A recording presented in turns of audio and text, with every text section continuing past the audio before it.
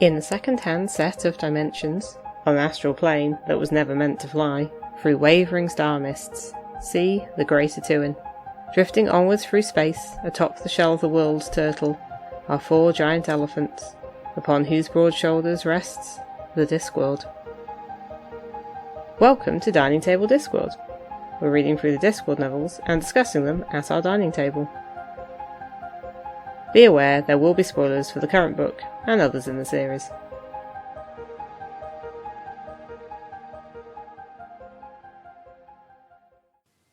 Hello. Just a few things before the episode properly begins. Firstly, we are approaching the halfway point of the Discworld novels, and with the current schedule, we'll release the Hogfather episode in September 2025. We'd love to have an episode after that with some listener contributions to celebrate being halfway through. So do let us know what you think about Discworld generally, this podcast, any specific novels from Colour of Magic to Hogfather. Also, let us know things you'd like to hear from us. Our email is diningtablediscworld@gmail.com. Our main social media is BlueSky, where we're at dtdiscworld.bsky.social, where I've recently been posting pictures from old Discworld calendars. We are on Facebook as Dining Table Discworld. It can be hard to tell when there's a real comment there because of how Facebook is, but we will keep an eye out. Secondly, Dave and I are going to World Fantasy Con in Brighton at the end of October. If you're also going and want to say hi, just let us know. Hello, I'm Dave. And I'm Kathy. And today we are going to take a slight detour, not touching on our next book in the series. Instead, we're going to be talking about the Soul Music TV show. That was a 7-part TV show, originally broadcast in 1997 by Cosgrove Hall Films, Channel 4 TV, and a number of other random corporations, that production houses that I have no idea who they were. If you want a synopsis, go see our previous episode where we talked about Soul Music, the book. I think because I'd mentioned this cartoon quite a bit when we were recording the Soul Music episode, I thought about it quite a lot when I was reading the book of Soul Music. We realised you can find it on YouTube, so we thought we'll watch it, because as I mentioned in that, I had it on VHS, which I guess ages me a little bit. Can't even remember quite where I ordered it from. It may have been from the back of one of my other Discworld books, or there was a web page on there because I'd go on the internet occasionally, and I remember ordering it and it came in a parcel, which again was something that's quite unusual for me at that age. Yeah. And the top of the VHS box was slightly damaged because it was like 2 VHSs in there. Yeah. So it was like a double case, and the top was a little bit damaged, but the VHS themselves were fine. You can only get 90 minutes on a VHS, so yes to it. Yeah. It also had a bit at the beginning where Sir Terry talked through, the things he liked about the animation, how much he enjoyed it. Yeah, I mean, this is unusual for being a 7 episodes rather than 6 is much more common. For British things generally. Yeah. So 7 just like, but if you add that extra bit in. It was also the first adaptation of an entire Discworld novel. They had a Welcome to Discworld short, which was based on a fragment from Reaper Man. I don't believe I've ever seen that, so I might have to see if I can find it on YouTube. But yeah, this is the first full-length adaptation, and obviously adapted into an animated adaptation. Yes, so Cosgrove Hall, quite familiar probably to, I guess, Brits of a certain age, which includes us, because they did the sort of Danger Mouse and Count Duckula original animations. Yeah, unfortunately, this is very difficult to find, along with Weird Sisters, which is the other one. They did release it as a DVD back in 2001, and then never again. So, if you want to go and find it... YouTube. Yeah, YouTube. It's a little grainy, but, it's all there. I think I seem to have having a choice between this one and Weird Sisters. I'm not even sure particularly why I chose this one, but at the time. But yeah, I've never seen the Weird Sisters one, which I think is why we haven't sorted that out. But maybe something to look for at another point.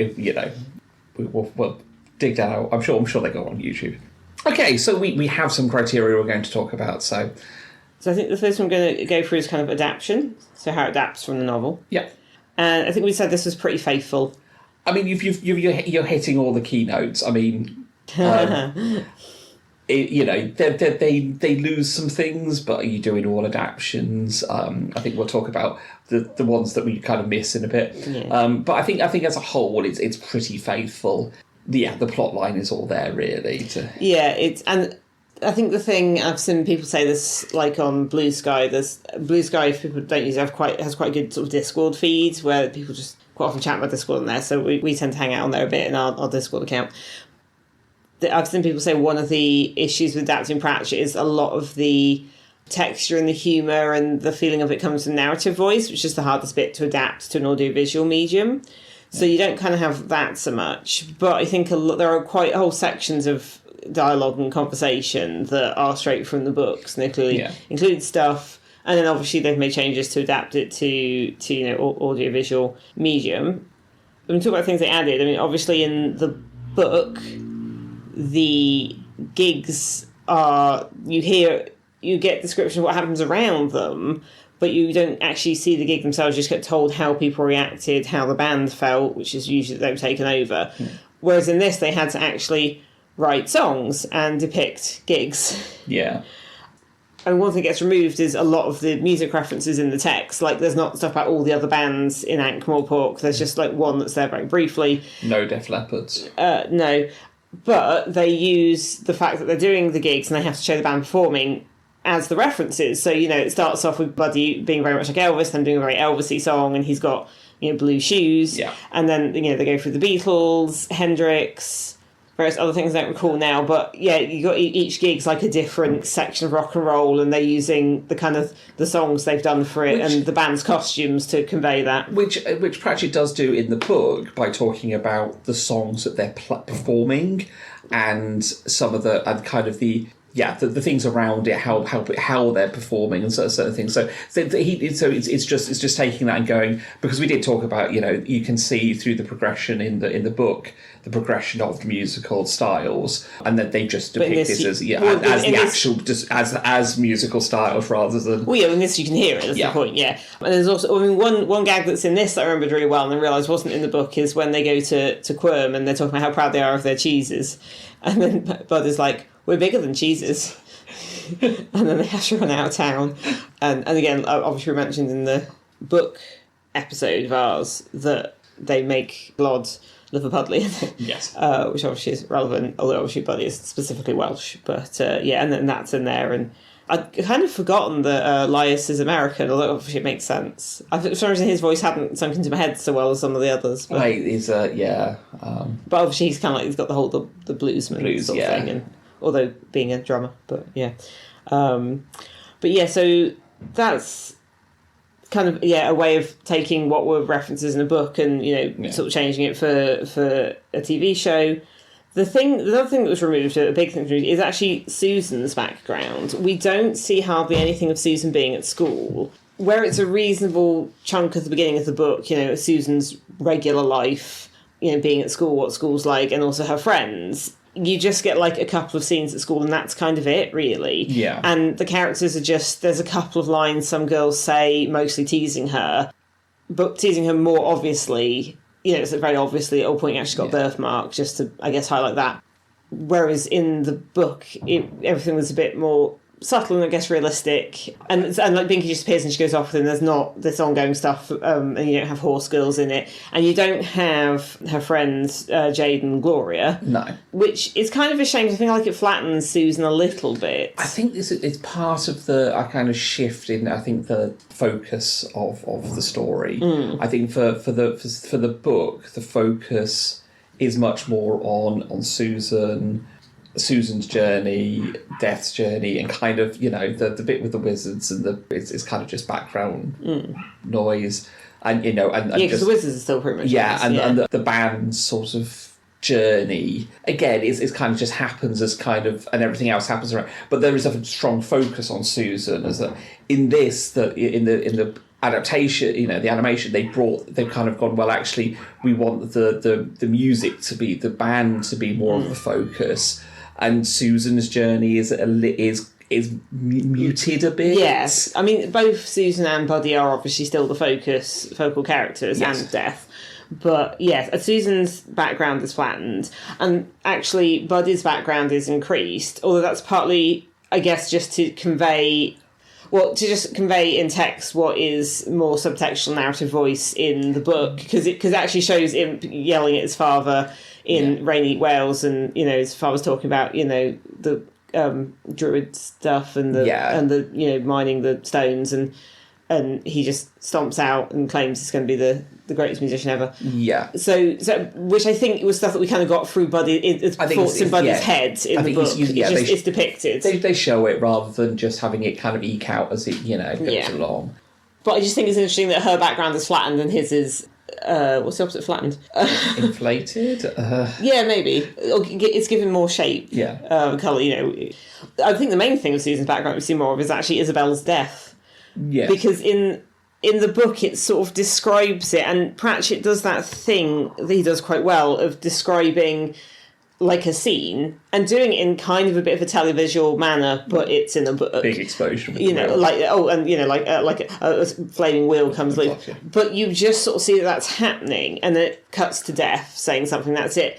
Whereas in this, they actually show Mort and Isabel in the coach. They show them clinging to each other. It falls, and then Isabel looks through the back thing and yells, "Father!" Yeah. So we actually, we don't see the moment of her death, but it's clear. that these are the people who are in this coach. We can see them. Yeah. Which makes it kind of more tragic, I think. But I guess maybe it's to show Isabel and then show Susan. And I suppose you have to think in some respects. People coming at this. There's not the assumption necessarily it was just Discworld fans watching. Yeah, I mean, if you're a Discworld fan, you're likely to have read Mort, so you wouldn't have needed it for the book. But for those, to try and reach a broader audience, and it's not a major change. I think it's just enough that when you see them later, and it's a bit more. It's you're just like, it's these people. Yes, they're the ones that died before. Yeah, but because there's time travel stuff, obviously. That's it. I think you sort of said, obviously, with the book, it's very much focus on grief, and in this, it's more a focus on music. Yeah, I think we do lose the grief journey aspect of it. You still get some of the key points. You get Death's more. Death's trying to forget, but even so, the reason he's trying to forget is because he's grieving. Yeah, but I don't think it's quite as obvious. I feel like with Susan's dream, that's where it's flattened. It doesn't seem as much because you don't have her interiority so much. And it doesn't have her. At one point she does say, what was it? The good will be spared and the old will die young. But it doesn't quite feel the same way. And also, I feel like Susan's character, which I guess it's fine, but she seems kind of a little bit fluffier. Mm.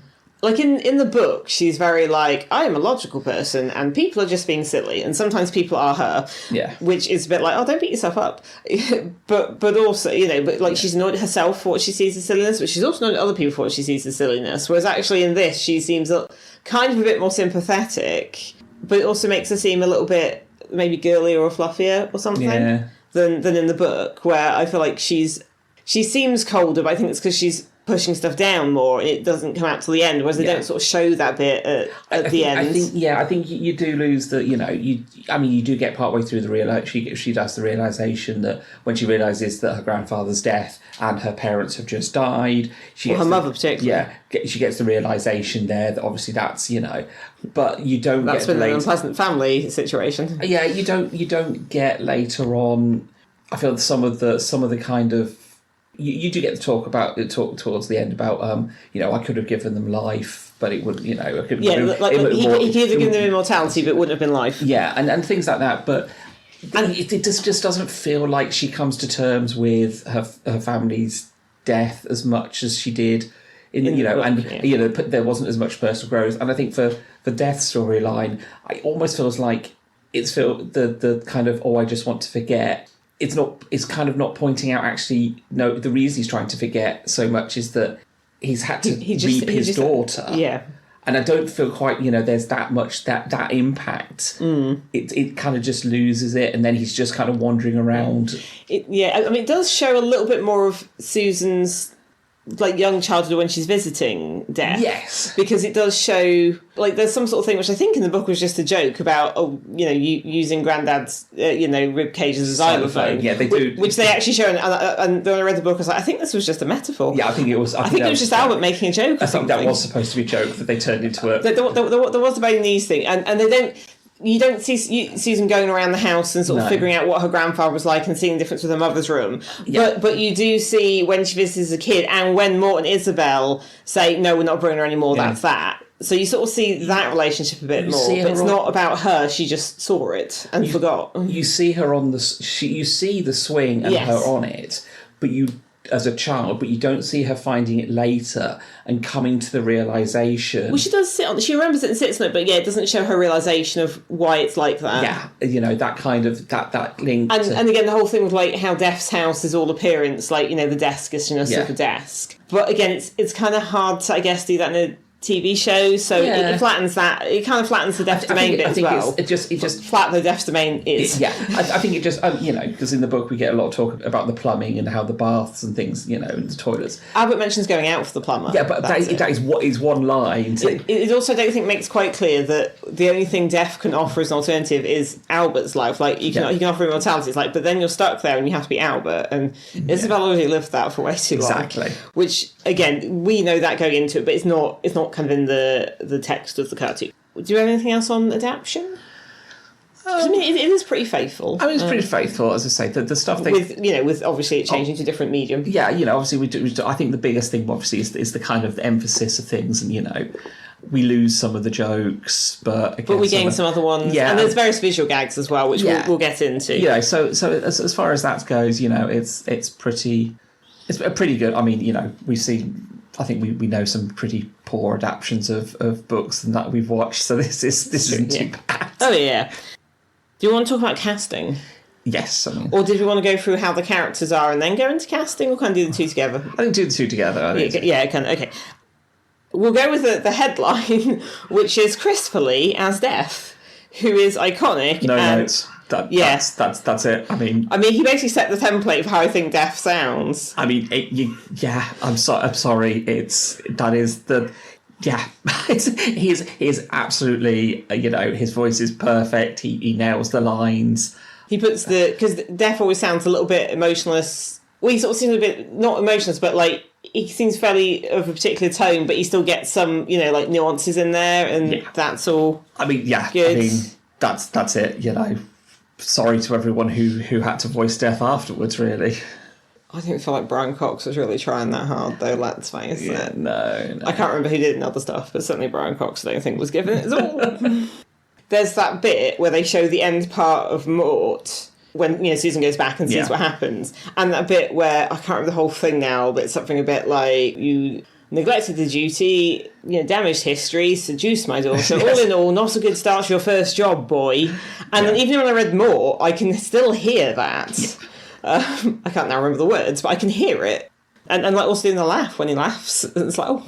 Yeah. And even when he's drunk or he's a bit discombobulated, like, it's all good. Just, yeah. Yeah. Also, Christopher Lee has a metal album. I mean, Christopher Lee... also based on an anecdote of Peter Jackson, it sounds like he may have dispatched some people too, but only in World War II, so it was allowed. Well, as Peter Jackson put it, he suggested how he should do the bit where Saruman dies, and apparently he said, Peter, that's not what people do when they die. It's more like this. And he's like, and they explained to me some very covert parts of World War II. And it's like, well, as long as he was killing Nazis, it's fine. Anyway, moving on. So the next, I guess, famous to me person who's in it, but a very small part, is Neil Morrissey as Mort. Now, this would have been... he's only in it a little bit. I mean, to be fair to the guy, he's in it for, he has about 4 lines. He doesn't even get to yell when in the Def scene, but there is the bit where that bit where him and Def are fighting at the end of the events of the book, Mort. And then also when he's saying to Def they're not going to bring Susan there anymore. Because at that point, that was during the whole men behaving badly sort of time. Yeah. So Neil Morrissey was like a guy on TV. It's perfectly fine. Yeah. No, wasn't in it enough to really... And then playing Rid Cully was Graham Crowden, who has been in various things, but I mostly know him as one of the main characters in the sitcom Waiting for God, which I don't remember very well. because I was quite small, and probably one of those things that was odd and was clearly funny. I didn't get a lot of jokes. But it's about the people in like a nursing home like, misbehaving.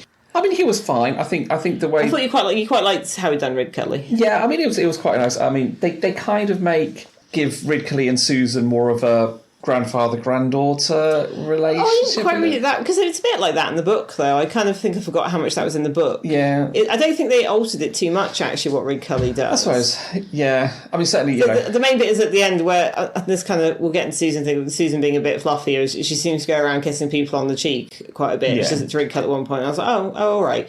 But in both the cartoon and the book, he does the role of Ash Kente, but like the small one with the egg, Susan gets pulled in, everyone wants to question her, and he's like, no, it's this nice young woman, like, offers her breakfast. Yeah. And she gets all annoyed, and he's just trying to talk nicely and is trying to be charming. Yeah, but he was being quite pleasant. He wasn't being, like, unpleasant like he is to almost everyone else. No. But then she gets annoyed and leaves. Yeah. But he's kind of fine with it. Yeah, so. I think Ridcully is. Okay, shall we talk about the rest of the characters?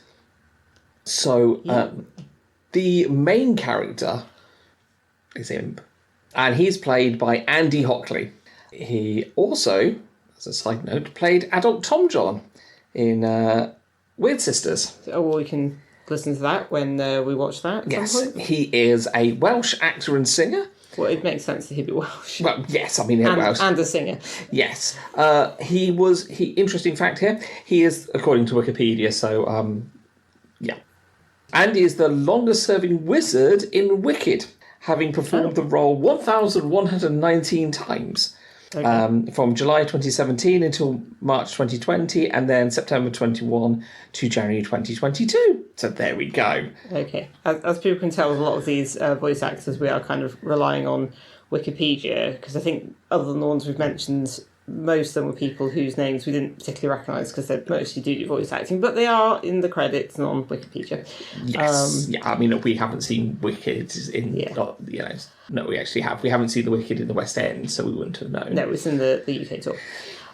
Well, so obviously he doesn't really sound Welsh when he's singing, but we sort of discussed before that actually various Welsh singers don't particularly sound Welsh when they're singing. No, it is one of those... Certainly in pop and rock songs, yes. Obviously in Welsh, like choral singing, they do. I mean, it's kind of the point of the Welsh choral singing, really. If you're not sounding Welsh, very harmonious people, the Welsh. Well, yes, they are. I am only half harmonious. Well, we found out a few years ago I'm a little more Welsh and realised, but I don't remember what any of the percentages are of that.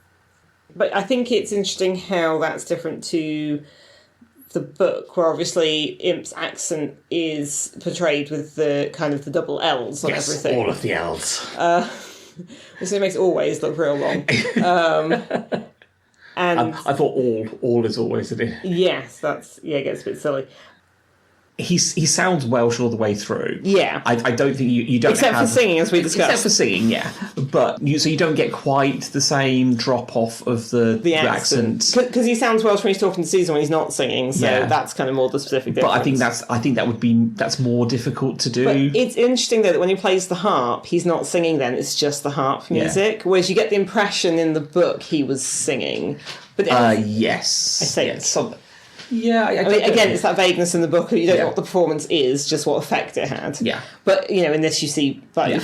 But I think he does a good job of, He looks kind of Elvis-y, and they make the Elvish joke, but they don't do the song at the end, because that would involve too much knowledge about Susan's school, which we don't have. Yes. So that was quite the payoff for that, but yeah. But yeah, his character design is pretty good again, like young, like guy with a quiff. Susan's character design, I think, is all right. She sort of looks about the age. When I started reading, I can't remember how old she was, and I thought she was younger than she's 16. But I think it's just when I read it, I was younger. Yeah, I think I didn't. I found the voice actor, so it was Deborah Gillett. Has done a few things, but nothing more that I've not recognised. I just didn't quite find her voice. I didn't think it was too bad. Didn't match my internal voice for Susan very well. I mean, everything else has been fine. It's just this one, I don't know, just is, But I think that might come down to the kind of, as you were talking about, the softening of Susan. I mean, again, I thought it was more the way she was depicted visually and some of the action she took, like mostly the kissing bit. Because at one point she gives the raven like a kiss on top of the head, and then Death Rats or something. She's like, "Oh, I'm not giving you a kiss," and I'm like, "It seems weird you're giving anyone a kiss." But I think it was more at the time. What I seem to recall now, when you're a young woman, it's like, oh, you have to just like give a peck on the cheeks around the relatives, which I didn't really have to do that much actually, but I think was more of a thing for some people. Yeah. So, but yeah, it seemed a bit more that. I mean, the voice didn't, I thought that was fine. It was just, as I say, and she does do the bit because they have her do, the voice a couple of times, and that works all right. Yeah, I think it's just. I think we've pointed out most of the things with Susan is just perhaps for us is the storyline aspects don't quite. I think the way what they've chosen to emphasise just flattens her a little bit. Yeah, but so some other ones. Visually, Ridco looked good. They had the hat with the drawer in. It had an arrow for his hat. So again, he looked like you would expect. The faculty looked a little bit. They were all a lot skinnier than I think we're supposed to think they were. Yeah. But they were still a group of here's a group of wizards that I can't remember which one's which. They're just like old guys with beards. Oh, and this one's the dean. Yeah. And that's accurate. I mean, they were different colours though. They kind of colour coded them a little bit rather than all being in red robes. Well, I mean, I guess that's just the Paul Kidby. We didn't see the bursar. They didn't have. They had one guy who looked a bit nervy, but it wasn't clear any particular one was the Bursar. Yeah, he was out. I think the thing with the Bursar, though, is A, as we've discussed before, it's kind of making fun of somebody with mental health issues, which isn't great. And B, you'd have to kind of explain his whole thing, and they didn't really have room for that. No. Because the wizards were just like, now here's the wizards, they're doing a thing. Off to the main plot again, it's I mean, really, I think that Ponder was good. Yeah, I was going to say, I think the only real reason you keep the wizards in is because you need them for the motorcycle at the end. And I guess, and for Rid Cully to perform the Race Match Kente. Yeah, but yeah. And also as a barometer for how the city's doing, because we don't see a lot of the rest of the city. It's kind of just the wizards and then the maids at one point when they come in and deliver a burger while singing a Lou Reed song. Yes. Yeah, I mean, Ponder Stibbons is, and I thought he was good. Mad Drongo. I mean, that was exactly how it was in the book. It's just like a load of hair with a nose coming out. Yeah. So that was good. Yeah, Ponder works. Yeah. Also the fact that Ridco's there going, that's your name, is it? That's what's sewn into your vest, is it? So again, that's another bit when he said that. I was like, oh yeah, I can hear it. So another character with quite distinctive characterisation is Dibbler. Yeah, I mean... Dibbler was basically depicted as, and I guess this is another reference or age me, as Boise from Only Fools and Horses. Which, I mean, would have been right on the money for the time period, if you... Yeah. I mean, as I said, I think it's very accurate for him in this, in soul music. He's going around with a sausage pretending to be a cigar. Yeah. And I think which is the only reference to the sausage stuff, but... And I think almost, in some respects as well, He's got that big brown jacket that you have. Yeah. He's got that kind of like going thin on top, slightly greasy looking thing. And again, he just sounds like Boise from Only Fools. I just don't see that version of him selling sausages in a bun. It works for this, within... It's like dodgy, music. Yeah, within the context. I think for the greater context, I mean, Dibbler is very much, chameleonic. He will change, to best suit... I think this version of him would also work for, moving pictures. I was going to say, it would that moving pictures, but less for the... Yeah, that kind of that big brown coat. It looks like he could have anything in it he's trying to sell to you on the street, should this not go right. But on the other hand, it just doesn't seem like he would be there to kind of, with... I liked it. I thought it was... As I say, I didn't object to it in the context of this. It's just I couldn't see it with that. He seemed appropriately greasy, like a man who might have been handling sausages all day, but,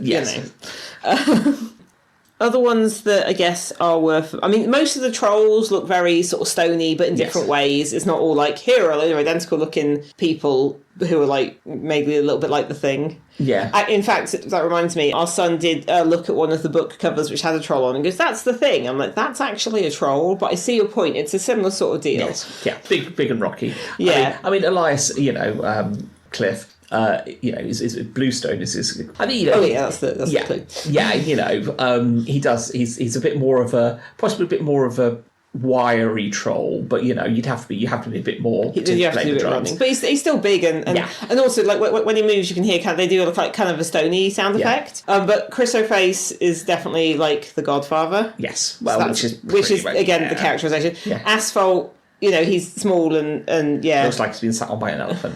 Yes, and they do mention that as well. Yeah. So, I think they've put in quite a few of the, the jokes are in conversation. They've got, as many in as they can, I think. One character sort of interesting was Hibiscus, the owner of at that point, the owner of the mended drum. Yeah, again, I couldn't... He seems a little bit of a wet blanket. He was kind of camp and also Irish. And I remember that he was camp, but I can't remember that he was Irish for some reason. He just seemed a little bit limp to be the proprietor of the drum.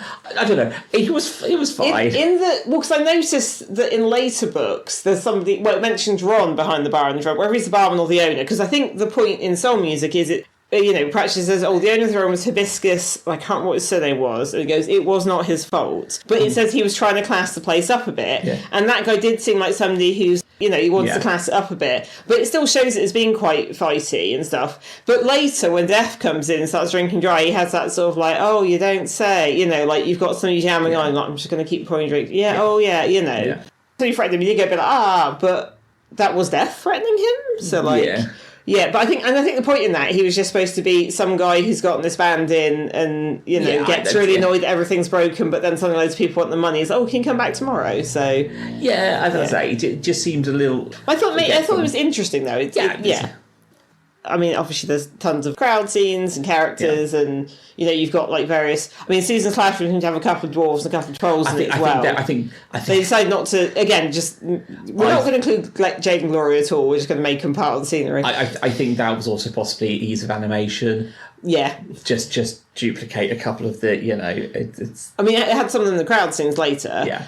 Also, I think at one point they have a character talking, but her beard is moving, so then you don't even have to do lips. Yeah.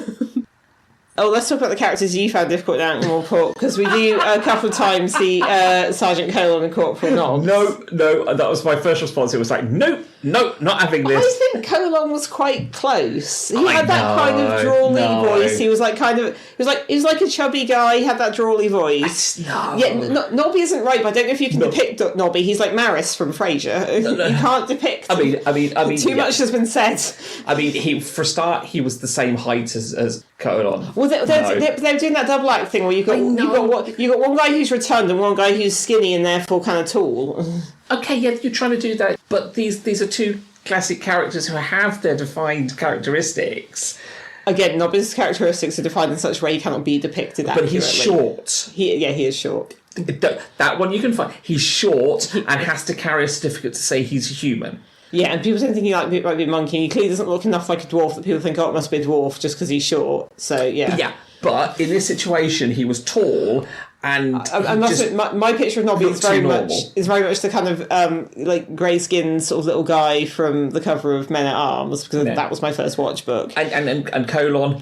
But they were just there briefly. I know, but I'm allowed to, that was for me. I just don't think Colon was like quite as bad, or is it just the carryover from the wrongness of Nobbs? Possibly, I don't know, but no, I just they were both wrong, and So Albert was all right. We don't see him so much, just bits, but we do sort of see him a bit, and you do sort of see him hunting for Death. And like using up the little life he has left because of that. And then you've got the Raven, who's got a like squawky bird voice.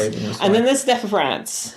I found the Death of Rats possibly, for a start, his mouth moved, which I wasn't quite sure on, because obviously Death's jaw doesn't move. Well, apart from when he laughs. Yeah. Which is a bit scary, but yeah. So there's the rat's jaw moving, possibly, and I found the squeaks didn't quite... Well, they weren't quite squeaks, they're more like little kind of kind of noises. Didn't quite have the same... But that's why he had to have his mouth move to show that he was one making that noise and not the Raven, I guess. But they're a little bit squawky. Still didn't have that kind of, this is the voice of... Oh, no, because they were high-pitched, it wasn't... Yeah. Well, I think they were just going with, like, here's a... They just gave him some little noises. I know, but I just, the whole point of this is we're going to pick holes in it, if we want to. Is it? Okay. I'm sure that was, like, the mission statement, but okay.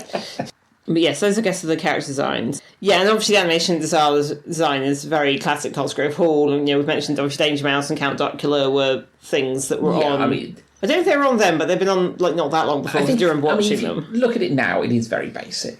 But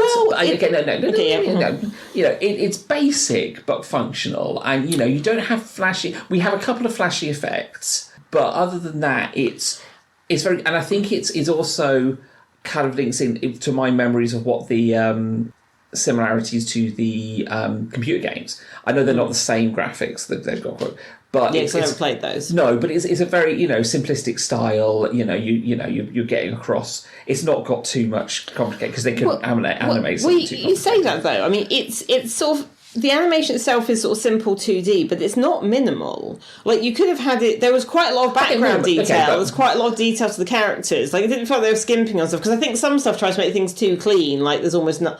Like, little there. But they really obviously thought about the sets and the backgrounds and what the city looked like. But when you looked at the, kind of the clothing, you didn't have a lot of, like, folds. Oh, yeah. You've got things weren't textured. Yeah. That's what I mean, is, when you're looking at the buildings, you didn't have lots of brickwork and but things. I think now we're just used to too much stuff being like that. I wasn't saying it was bad. I was saying it was a definitive style. Yeah. And which we don't really have nowadays. Yeah, and then it was quite acceptable, style-wise. I mean, they did have, the fancy shots. So the opening sequence has a kind of like 3D style thing of Greater Tuin, and it kind of goes around the turtle and the discs and under the elephant and the turtle. I think that's got to have been a CGI, early CGI. Oh, yeah. Well, that's kind of why I said 3D, because we used to just call it 3D before we started saying CGI, I think. Yeah. Maybe, I don't know.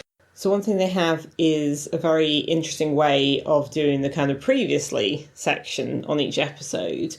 They sort of have this hourglass effect, because obviously it's, death stuff. So what will happen is little scenes from the previous episode or episodes that are relevant will kind of appear in the top of this hourglass and play in front of you. And then when they're done, they kind of like go down and sort of spin around in the bottom bit. And then the next scene in the previously does it. But there's no one sort of explaining anything or anything. It just shows the clips from the previous episode. But I just thought that's a really nice way of doing it, being a death story, and therefore hourglasses being a thing, and also showing sort of time passing, what's happened before. It's generally focused on the image. It's not literally the whole page. It's the image of the person talking, saying the relevant thing that's going to be, which makes it nicely framed within the top of the hourglass. Yeah, and then when it goes down to the bottom, although the new one's there, you can sort of see it spinning around there until it goes down. So that's just quite a cool effect that they did.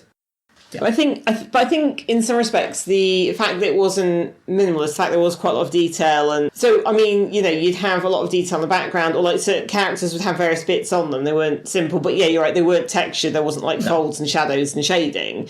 It was more just the drawing has detail to it. But that, I think, goes quite well with the Kirby covers, which obviously were the covers at the time and will keep being the covers for some time later. You've got all these details. I mean, it's not kind of like bubbly and melting like a lot of his stuff is, but it kind of had that level of detail. So one thing I'm doing on the Dining Table Discworld account on BlueSky, which do follow us if you're on there, that would be lovely. But what I've been doing for a while is putting pictures from various Discworld calendars up. And we've got one calendar that's all Kirby covers. And goodness, when you try and do the alt text on those, there's a lot to say.